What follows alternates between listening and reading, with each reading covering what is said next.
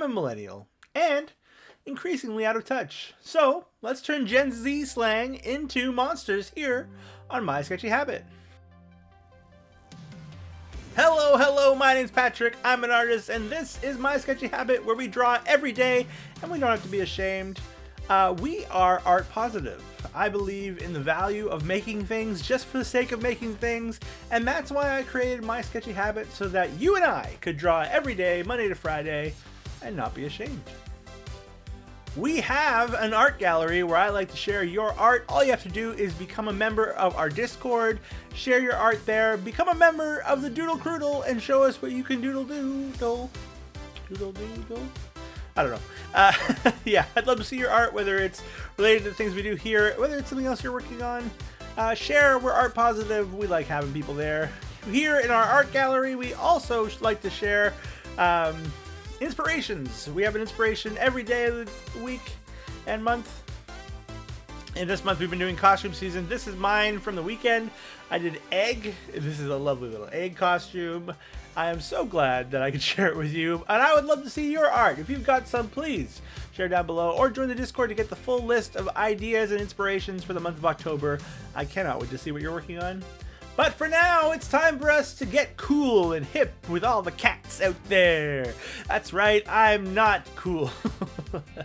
We're doing some Gen Z slang, and we're turning them into monsters this week because, you know, the weird and wonderful things in the world, the things that we don't fully understand, we make monsters. And I don't understand anything about Gen Z, so I may as well take their slang and turn them into monsters. Today our word is slay. Let's get out there and make the monster slay. All right, we are starting on slay, and we thought that slay led us down the road of a vampire. Something about it with the sort of fashionable aspects of the slang word slay mixed with the, you know, obvious similar wording of slay as in killing it. You know, it felt appropriate to draw for ourselves with vampires. So I wanted to get something a little bit fashionable on this character, as well as give them a very sort of lanky, mysterious pose. And you can see here we're slowly working that out as we draw. I wanted to go with this really odd leg positioning as well. I thought it would be helpful to just sort of have this sense. And now that we have a loose sense of the body, it's time to get in and go a little bit more detailed. We're not going to go super detailed in this sketch. Of course, we're going to go even further when it comes to our sort of monstrous part. But for now, we're just trying to landmark in where our face is going to be and what exactly this pose means and looks like once we give it a little bit more form. You know, sometimes I work in this sort of multi-layered sketching where I get the basic sense of what I'm drawing and then I go one step further into greater detail. It's a great way of sort of pushing yourself to understand your image loosely and then get in there with the details.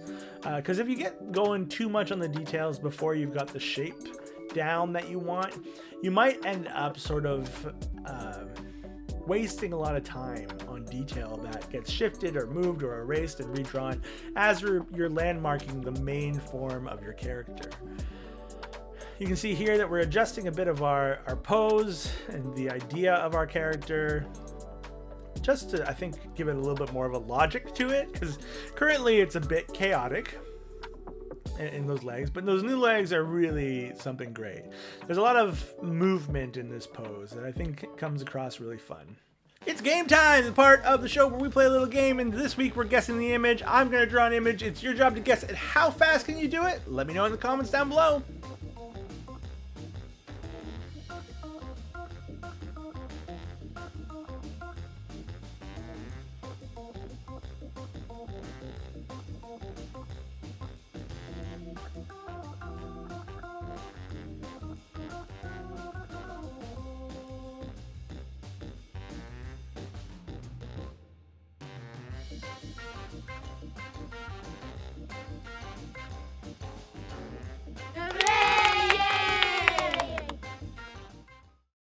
And now it's time to get in here with the more detail of our line work. Now, because we're making monsters, we're going to use a lot more hashing and detail lines to give it a rougher edge to it. You can see already this eye has a number of lines, and the wrinkles of this nose have a number of lines making them up, all in effort to sort of make this creature a little bit less solid than some of our normal work here on the channel. The idea being that we are creating bigger, deeper shadows than we normally have. And it goes a long way to making this character a little bit more creepy. It also makes the character's form a lot looser, and as a result, the messiness allows our mind to fill in some of the gaps. And that can often fill in things in weird and wonderful ways. I don't use the term slay. I don't know why I say it like that. I don't use the term slay. I think I started saying slang and slay at the same time in my day-to-day life, but I do love the idea of it. This sort of like, yeah, kill it, you've got it. I don't know why I'm talking about the slang. I know nothing about modern slang. I'm not great at even my own generation slang. Why don't we just talk more about the art? We've got this fantastic form coming together here. And again, you can see we're using shadow lines and more messy lines to create some fantastical depths. Is that hair? Is that shadow? We don't really choose to define it, but you get to, as a viewer of it, interpret it in your own way. We're also seeing a lot more of those loose lines coming together. I draw a lot of cute things. If you spend a lot of time on the channel, you've seen that. I occasionally draw monstrous things, and I really do like the style difference. I'm not as strong in this style as I am in the cute styles that I typically do, with a lot more sort of thick lines and overemphasized shapes. That said, there's a really great place for this kind of messy, wonderful form. It really makes me happy to take a break from my normal style and just see what I can do with what I've got, you know? And I really do like the way this fantastical creature comes together. We're gonna put him in that classic sort of overcoat with the long tails to it. You can see there I used the liquefied tool to shrink the body. I think I suddenly realized that it would be even better if his legs were really long compared to the rest of him.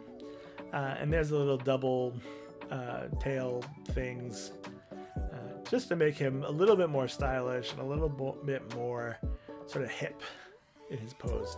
There's a sort of a juxtaposition here, I think, of like he's very old and somewhat stylish, but maybe slightly out of date of style, and so he slays in the more literal sense than the fashionable sense. Though I do still think he's got, you know, his own flair for sure. We're gonna get this in here, get this other hand going. We went with these long fingers because I find that with humanoid creatures, extending and elongating features really helps. We just got to get the last of the details here in some of our hashing and in some of our cape, just to get this where we want it to be. And I think we're just about at the point where we're ready to transition to doing our colors. So let's check out the dad joke, bad joke, and we'll be back with some colors. It's the dad joke, bad joke. My dad sends me a joke every single day in WhatsApp, and I click them all up so I can share them with you. And today we've got a lovely joke for you, courtesy of my dad. What do you call somebody with no body and no nose? What do you call somebody with no body and no nose? Nobody knows. Nobody knows. Nobody knows. Nobody knows. What do you call somebody with no body and no nose? Nobody knows. That's right. The dad joke, bad joke. Emphasis on the bad. Let's get back to the art. And so yeah, fashionable though he may be, it's time for us to get some color in here. And we're going to go with some really high contrast colors. We've got this deep red for the inside of his cape, which I think is super appropriate for the vampire tropes. But we've gone with this bright neon, which I think really makes this character stand out. He's got this green vibe, and it's really sort of cool looking. It makes me very happy. Of course, we're going with very pale skin. That's often how it goes with these folks. Vampires, that is. And yeah, we're gonna get some color of the eyes, maybe give him some sort of unnatural shading tones, so that his skin tone has a bit of sort of fleshy blood underneath it, but it's actually quite light in its expression as well. And once we've got that, we're going to come in here with shadows. I decided to go with really deep, dark shadows for this one. So you can see me here trying to just sort of get in these shadows. And let's check out the final reveal.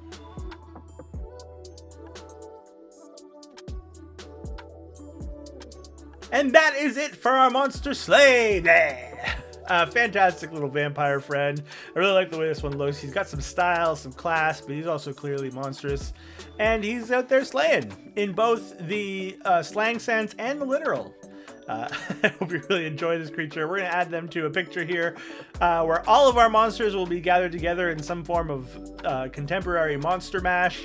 And it should be super great. We got 4 more slang terms that we're working on this week, excuse me.